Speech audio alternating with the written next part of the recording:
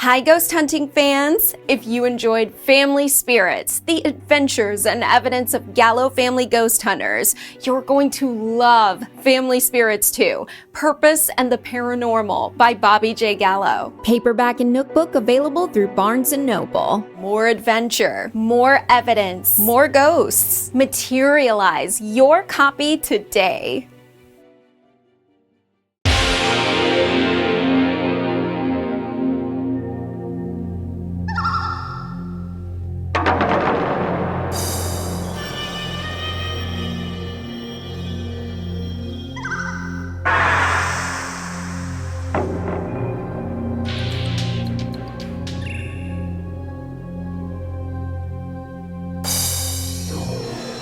Unless, of course, Courtney's on the investigation because she's a ghost magnet, I'm telling you. Well, you get excited if you just get one evening, hey, Yeah, one that's true. no answer. You're like, That's oh, true. because you Right. never get anything. So when you do, you get very excited. It's not like you have That's true. on television. Yeah, I mean, it's true. A lot of these ghost hunting shows are sensationalized, and I talk about that in Family Spirits too. My wife and I are not going to mention the show because that would be, it's not going to do it. But we both caught one of these ghost hunting shows because for 15 years I was a professional magician, and I know how to spot trickery. And on one of these very popular shows that's very popular right now, I spotted them faking evidence that got right past the producers. They have a REM pod. If anybody doesn't know what a REM pod is, it's a device with an antenna that creates an electromagnetic field around it, and if you break that electromagnetic field, an alarm goes off. Well, they had it placed in a hallway, and the thing goes off, and the two stars are staring in amazement, and all of a sudden, I look and I rewind it, and I did it because it was all Tubi, I think. And I looked at it again and again and again, and I realized that somebody was in a room opposite the REM pod. The camera was facing in such a way that the room was over here, you couldn't see anybody in that room, and they're waving their hand up and down to set up the REM pod. And when I saw that, it blew my mind. And I showed Renee, she was devastated because she liked that show. She'll never watch it. And do I lie, Renee? Nope, done. I don't even watch those people on other shows. Yeah, they're always guesting on other shows, and Susan, turn it off because it just blows it. We have proven that you do not need to fake anything. If you watch our web series, if you read Eleanor's book, if you read my books, there is nothing that is faked in any of those books. If it's in that book and it's on my web series, it actually happened. And that's the way it should be. There's enough genuine evidence out there that these shows shouldn't have to resort to trickery. And that's how I stand, and I stick to it. Now, let's have our first question from the audience. Yes, in the back. I have two questions. Yes.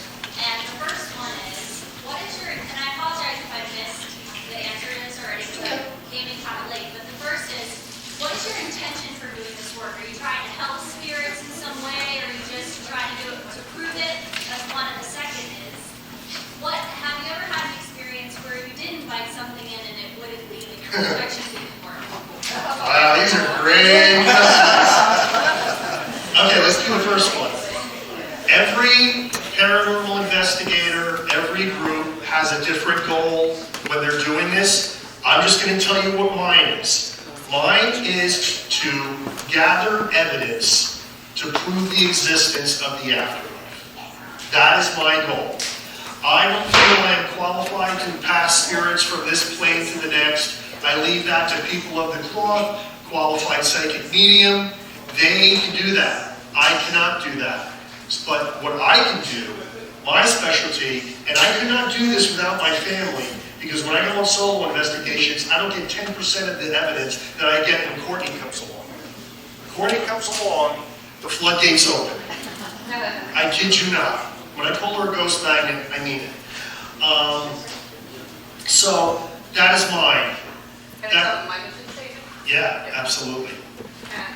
My team's mission statement anyway is when I started writing the books, people came out of the woodwork and said, I've got something going on in my home. Can you please bring your team in and try and figure out what it is, who it is, what they want. And that's what we do. Our mission statement is to help those spirits tell us what it is that they want us to know. And then if they don't want to move on, because we do as team members try to help them move into the light, if they don't want to go, which some of them don't, we talk to the spirit so that they can live in a comfortable situation with the people that are in their home, because obviously it was the spirit's space before it is the people that have moved into the house. And then the last part of our mission statement is helping each other out, helping people on their journey, whether it's a short term or a long term, helping people to grow and all of us to learn from each other in our gifts. Now, the second part of your question, I'm not really going to talk about it here either, but I will tell you that yes, we have had a very, very negative experience. It was so negative that I don't write about it in either of my books, and it required the intervention of a priest. So that's why in my first book, even though I investigated with my family, I have to put out that there are risks to doing this. And the risks are this: you don't know what you're talking to out there. There's something there, but you don't know. You can't see it. You can only go with your gut. Sometimes it's good, sometimes it's not so good. I think anything, okay, I'm going to throw this word out there, I think anything demonic is very rare. Very, very rare. I think most of the times they are nasty earthbound spirits, but they can be very, very nasty. And you have to be careful if you're going to pursue this. Personality, it's yes. Who you were in life, it's who you are in death. But here's the thing, when you're an investigator, it's all about intention. If you're out there just to be the next YouTube star, they know it. If you're out there really with a purpose, which is why we call our second book Purpose in the Paranormal, they know that too. And you're more apt to attract something that's not malevolent. Now, my second book, I have an interview with an ordained exorcist. I have an interview with an archbishop, and they talk about these things. So if you want to know about them, the second book is definitely for you. But I just want to say that this does come with risks. And Eleanor was talking about protection, very important. You have to do what's right for you. If you're not Christian, there's ways to do it. If you are a Christian, there's a million ways to do it. If you're just about anything. I know paranormal investigators that are complete atheists and they're skeptics, and they do it anyway. And but at least they're usually skeptics until something happens, and then all of a sudden they're not. Okay, thank you very much for that question. Next question. Yes, in the back. Do most ghost hunts happen at night? If so, why? Okay, great question, and I'll answer that. Ghosts are around during the daytime. They're around during the nighttime. We've actually found the most active times to investigate is dusk. But the reason we do it at night is this. It's easier to capture photographic anomaly at night. You saw the full body apparition. That wouldn't have happened in the daytime. It had to be at night with an infrared camera, or we weren't going to capture that. So if it's at night, it's easier to get what sometimes we think are paranormal orbs. Yes, there are dust orbs, I get it. There's also paranormal orbs, though, that you can only get at nighttime, and full body apparitions, things like that. Ectoplasm clouds only happen at night. Plus, it also depends on the location. If you're at a location that's busy during the day, at Night, you're not going to have much activity there with the populace. so you're more likely to get evidence that's paranormal as opposed to people walking all around. Right, exactly. In and out. Yeah, I know. Maybe I'm just going to yell. Okay, next question. Good one. Yes. You had said something about oils and stones. What do you use and why? And then the other one was the pendulum. Is that made out of a special stone? It is. And they make them out of all sorts of different stones. You can go to any place that's got the stones and the oils or crystals. Thank you. You took the word right out of my mouth. They will have a bunch of them there, and really you got to get led to it because the pendulum is a very personal item. It's personal to you, so you have to be led to your pendulum. So you'll be able to pick out pendulum, and it'll be a protective stone. And there are all sorts of different protective stones that you can use, and oils. Also, they're just specific to you. The oils and the stones in general, there's a type of stone, and there are a varied amount of types of stones that you can use. But like I said, picking the stone out is personal to you. Okay, what about the stones that you use for protection? That's what I mean. Oh, okay. There's onyx, there's a whole bunch of different black, tourmaline, there's just a whole bunch of different ones. And you just pick out, you look through them and you pick out which ones you love for you. And it's all about, it's faith-based, you know what I mean? The views of mine and they're my protection. Like you were talking about, if you're religious or not religious, it's faith-based in what you believe that your protection is, then you'll be protected. Bring in something else. Negative energy. Somebody Negative energy. that likes you and says that. My first pendulum was an old key on a piece of string, and it worked. You can use anything for. You know what's a great pendulum? They say works really great. A ring, one of your rings on a piece of string, because it has that personal energy about it. Okay, so try that. This way you don't have to go out and buy anything to start trying it. Very good question. Okay, next question. Yes, ma'am. In particular, I'd like to know which essential oil you think is the most powerful. Eleanor, which essential oil do you think is the most powerful? Oh, you know what? Let me see. Which one is this one? It doesn't necessarily have to be essential oil, but it's white angelica, and this brand is Young Living. But you can get white angelica from, I'm sure Essential Oil sells them too, and they have So them in not pieces. frankincense? Yes, definitely frankincense. It's a good one. I have white White angelica. sage. Oh, sage we use just, my husband hates when I use the sage around the house, but like I said, you don't want to bring anything home with you, so I will sage the house when he's not around. Just for the sake of Thank you. You're welcome. Yes. So, talking about bringing things home, like Yes. a lot of these TV shows use provocation. What are your thoughts on provocation? Thank you for that question. I write about this in my books. I am 100% against provocation or antagonizing spirits. Look, folks, what are spirits? They're the disembodied energy of people. These are people that you're dealing with. Do you talk this way to other people?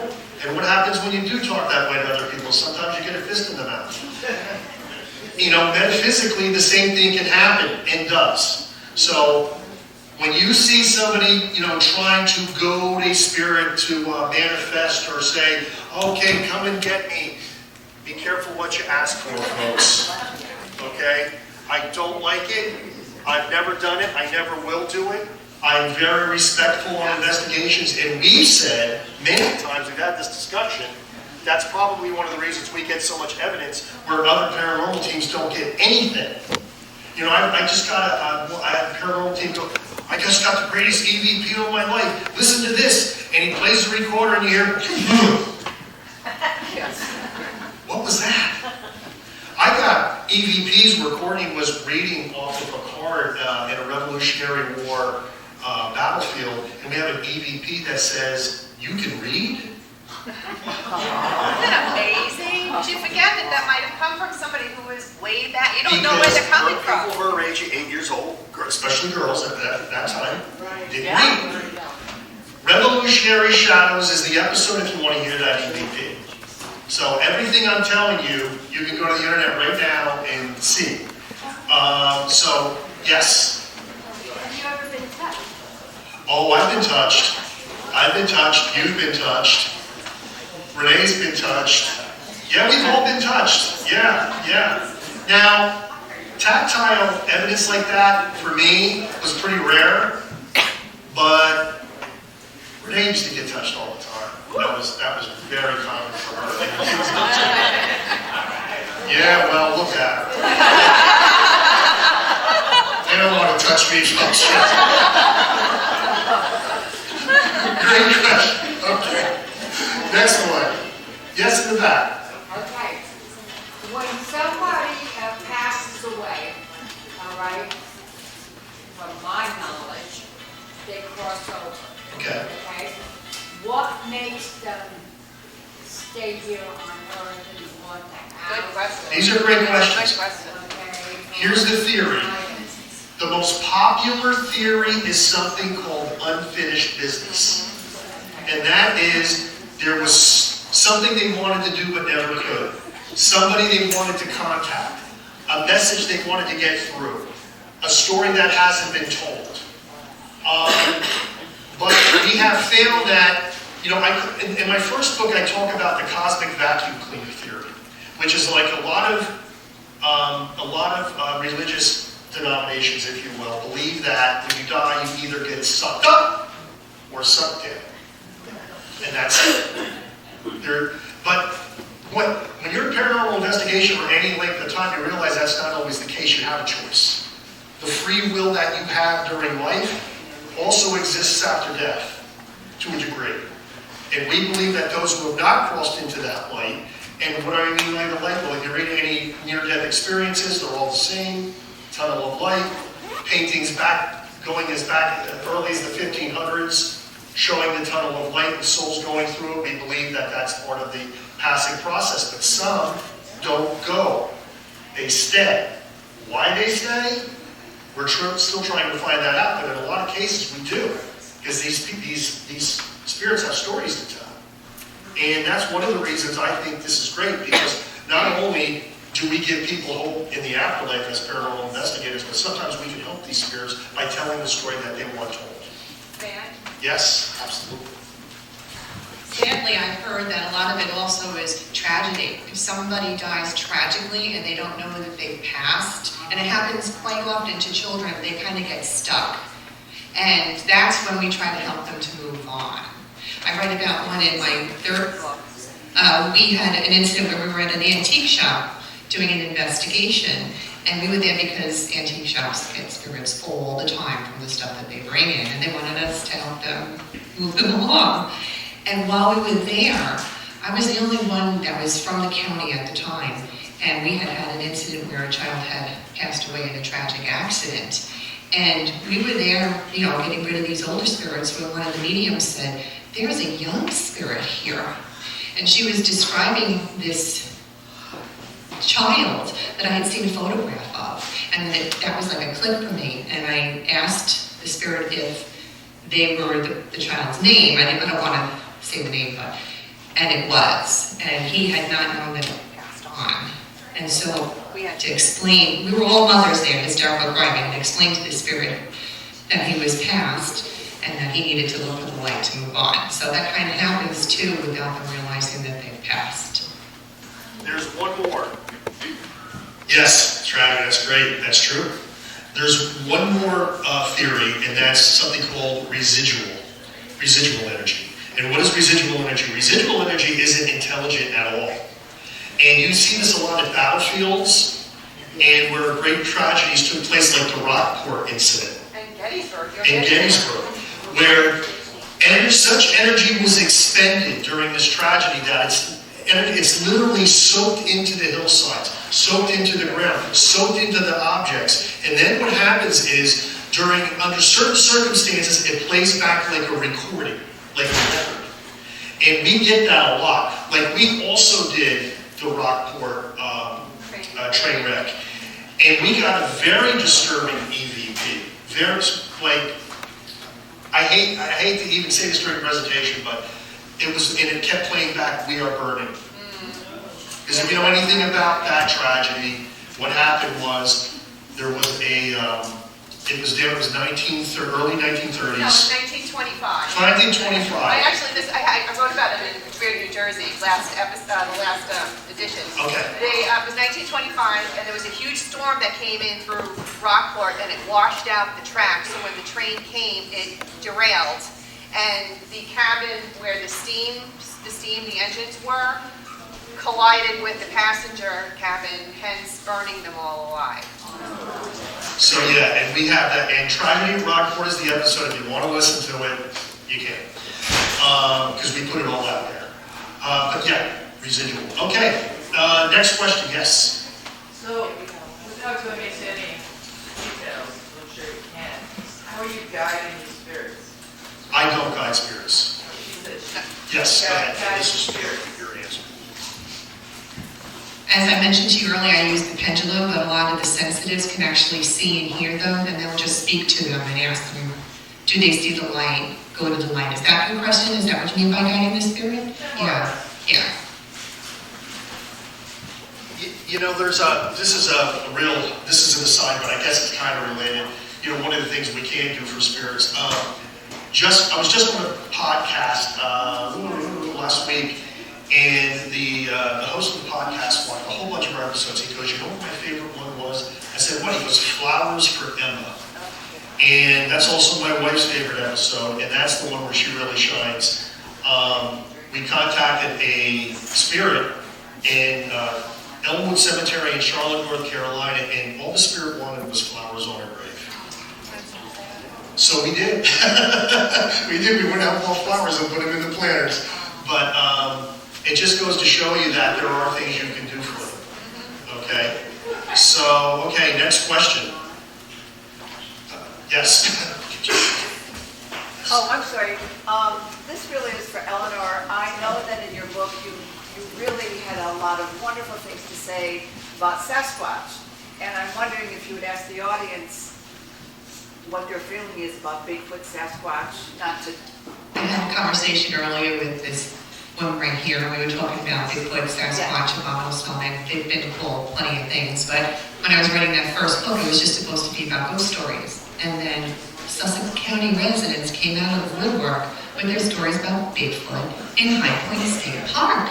And I thought, oh my goodness, and not only were these stories from back in the 60s and the 70s, but they were coming to the 80s and the 90s, 2000s, and I'm thinking, oh my goodness, they were Stories, I couldn't. not write a chapter about Bigfoot. So this lady would like to know what your feelings are. Do any of you believe in Bigfoot? If you believe in Bigfoot, raise your hand.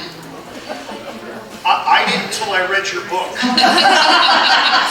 And people like to say, well, how do they remain hidden? How do they hide themselves? Well, that's an interdimensional thing. It's something I'm learning about now that I've been interviewing so many people over the years. It has to do with interdimensional stuff. So that's how they were able to remain hidden. And then I also wrote the chapter on the UFOs because people were coming out of the woodwork with the UFOs they see, in fact, up here in Highland Lakes. So That's cryptozoology, by the way. It's a paranormal investigation, but that's called cryptozoology. Loch Ness Monster, Jersey Devil, Sasquatch, all fall under the heading of cryptozoology. Okay. You're a cryptozoologist? No. I have a question. Oh, go ahead. Thank you, man. He's like, call him.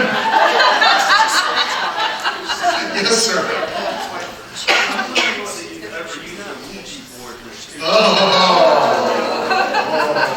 The infamous Ouija board. Okay, let me explain why I don't use Ouija boards. Ouija boards come under the heading of conduit forms of communication. Now, what is the difference between interacting with a spirit using an EMF detector versus using a Ouija board? Some paranormal investigators are going to tell you it's exactly the same, but it's not. The reason is this. When they're interacting with a piece of electronic equipment, they're interacting directly with that piece of equipment. But when you're using a Ouija board, that entity is funneling through you to move that planchette. That is tantamount, what we believe and what the people I interviewed in Family Spirits too also believe, is a miniature form of possession. So once that happens, oh yeah, they might just go afterwards. They might not. So anybody who's looking to use a Ouija board, I can't warn you enough that there are risks in doing so. I second that motion. There you go. All right, next question. Yes, sir. You mentioned Nikola Tesla. Yes. Obviously, frequencies were very important to him. Music, he used the 440 hertz frequency tune. Are there any frequencies that you would suggest for paranormal activity or along those lines? Okay, that's a really great question. Can you repeat it because we couldn't hear it? He was wondering what frequencies would be best to be used in conjunction with paranormal research. I believe that's what you're asking, right? All right. I can't remember what frequency a dog whistle is on, but I will tell you this. A dog whistle is on the same frequency as an EVP. And that's why theory says Animals can hear spirits, but we cannot. We can't hear dog whistles. We can't hear these frequencies. But a digital recorder can. Thank you very much.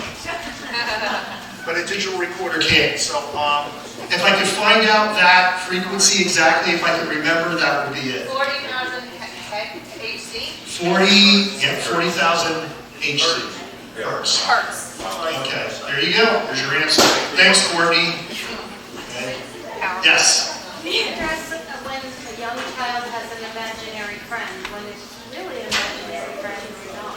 Oh, I don't believe in imaginary friends. Yeah, No, no. That's a spirit friend. Children are much more susceptible to paranormal activity. Another reason I think when we brought her along at 8 years old, she was getting so much activity. I mean, it was nuts. Courtney, do you have any memorable investigations? When I saw the orbs. Oh, that's a good one. Yes. All right. Thank you. Exactly. We were in a haunted theater, and what was happening was we were getting so much activity, and I believe this was Return to the Palace Theater, the Haunted Stairway. And it was all because of what she saw. She goes, Daddy, she goes, there's 2 orbs dancing on the stairs. I said, what? She goes, they're right there. And I'm looking, not seeing it. That very camera right there that Renee is using right now, I swing it over, and I said, okay, well, let me just take some video, okay? I said, Courtney, do you still see him? Yeah, Dad, they're right there. I said, okay. I said, where? She goes, about 5 steps up. Okay. Get home, do evidence review. There's 2 orbs dancing on the stairs. That you can see it. We have it online. Then Usually children are the ones that first Exactly. draw their parents' attention to something going on in the house, like the one in Vernon, the child was seeing the little boy in the room, and the one at the Hamburg church. The children were experiencing both spirits in the church and deceased family members who were coming to check on them. And then there was the time we were at the Castillo de San Marcos in St. Augustine, and you and your sister saw a soldier in the turret. And you're both saying he's right there. And Renee and I are looking up there, we can't see it. And they're like, no, it's there. And both of them. And we're like, we can't see it. And then all of a sudden, Courtney goes, oh, he's gone. And Dick goes, yep, he's gone. There you go, the key is bring your kids. But yeah, there's the answers to your questions in two great examples. You had a question before? I do. It's on, like you said, they could see it, but you guys couldn't. Correct. We think of them as coming through the frequencies, but is it, you know how like the red sees more than the human eye? Right. Do they have something more that we could see? Is there something in our eye vision that's making us see them? I think it's more psychic. I think it's more mental. Because I don't know. Oh, okay. Courtney's going to answer this. So children are usually more susceptible to thinking and you get all the time oh, well, why do we have to follow the rules? Like we talk about it all the time in my psychology classes and my philosophy classes. It's because kids, they're more susceptible to learning and trying new things. So it's all in the brain. As you get older, you kind of get more closed off and you just do things because you have to do them. So for kids, it's a little bit more their minds are open. You always hear their mind's eye, theirs are open. But then as they get older, now I don't see them anymore. And I think it's just because my mind's eye is now more closed. But if she had been nurtured in that, taking classes and learning how to grow those gifts, She would still have them today. Because I've interviewed plenty of people that have 5-year-olds that have already started seeing, and they've got other things, and the parents have actually been helping them. And they take those gifts with them as they grow older. Yeah. So it's better to nurture them. I'm not saying that you guys didn't, but taking classes and learning how to do it really does help. Yeah, this is a picture. Courtney doesn't see orbs anymore, but she could not only see them, she was able to call them into existence. And this is a great example. We were doing the orb experiment by Klaus Heinemann, PhDs, and that's a scientist who wrote a book called The Orb Project, and he has this in his book. And she'd be able to do this at will. One time we were sitting out on our patio, and I said, Courtney, call an orb. She calls an orb, and boom, there it is. She was able to do this all the time. And I'll pass this picture around. One of our fans drew what he thought he saw in the orb, but don't just disregard that. Anybody else have any questions? Yes? Yeah. I have a question about it's like a personal thing that happened to me, but can we like sometimes call on our ancestors to come to us? Sure. Those are considered spiritual visits. You can call your loved ones. Is that the camera? I'm sorry. You can call your loved ones because they're. Am I still? You're close to the speaker up there. Oh, okay. Sorry, guys. That's considered a spiritual visit when they come to you, and it could be somebody as far back as whatever, or your deceased loved ones more recent. They do come to us all the time, but and I tell people that it's personal to you. You don't have to try and convince anybody. If you feel like they've come to you, then they do. You said something happened. You want to share that story? Yeah, it was really cool. Thank you. It was about a week before my birthday, and my friend's father had passed, and she was talking about getting all of these signs and visitations from her dad. And you wanted to say you wanted a visitation yourself. I was pissed. I was like, why is this happening? Sure. And my mom had died maybe a year and a half prior to that. So I had an honest talk with her. Good for you. That's how you do it. And I just said, why have you given me no signs? I'm sad. I don't ever get a visit from you. What's going on? And then like 4 or 5 days later was my birthday. And my son and I were doing breakfast in bed that he made for me and all this stuff. And my TV in the corner of my bedroom had not been turned on since for like 4 years, but it was plugged in. All of a sudden it popped on. And it just... And in that moment you knew it. You knew it. I was Well, like, I ended what are up you doing here? writing chapters in the book on the other strange phenomena because I was getting stories like this, families who were getting visits from their deceased loved ones, and they're so poignant, and they give you such hope and faith that there is something on the other side and that they're always with us. And my dad was much closer to my mom than I was to my dad. And I never expected for him to be so prevalent in my life after his death. He is with me all the time. I have so many things that happened. I was like, what happened to my mom? Like, where was mom? And a few years ago, I was having one of those difficult times with one of my teenage daughters, and I was just really struggling as a mom. And I was like, I really wish my mom or my mother-in-law were here. I was just so broken at that point. Like, what am I going to do? Am I doing the right thing? Am I handling things? Very, very traumatized emotionally. And I get a call from one of my team members, and she says, I gotta tell you something. I was meditating, and you came up. I was like, okay. And she said, and I got names. I never get names. When I get names, it's big. I said, okay. So I was driving the car when we were talking to her, and she's like, what were the names? And she goes, well, the first one is very odd. It's Erna, E-R-N-A. Oh, I thought I was going to die. Pulled the car over and had to stop and started rolling my eyes out. My mom's name was Erna. How many people do you know with the name Erna? And then she goes, that was your mom? Oh my God. And there was another woman with her. And I said, okay, what was her name? Agnes. That's my mother-in-law's name. What are the chances of that? So she said, they want you to know that you're doing the right thing and everything's going to work out okay. That's a spiritual visit I really needed, and I got it. Anybody else have any questions? Yes. Yes. Can ghosts visit you in your dreams? I don't know that I would consider a ghost visiting you in your dream. I would think it's a spiritual visit from a loved one. I get my loved ones in my dreams all the time. So it would be somebody that you know that they wouldn't necessarily be called a ghost. If a ghost is going to make an appearance, they're just going to show themselves in front of you. Yes. Yes. Has there ever been like just like a spirit like that drains your energy, or like any of you know of? I think that Bobby and I can both agree that spirits do drain energy all the time. How old are you? You're Well, we call it paranormal hangover. Your mom and dad will explain that to you. At the end of an investigation, we're all physically and mentally exhausted, especially if it was a grueling one. We're just like, really, right? The mafia murder house. Oh my gosh, we did an investigation in High Point Country Club, and it was a former home manor of a mafia person. And it was his like summer house. Imagine all the things that went on there. And so we go in, and now it's divided into all these apartments. And everybody in all the apartments is having tons of things happening.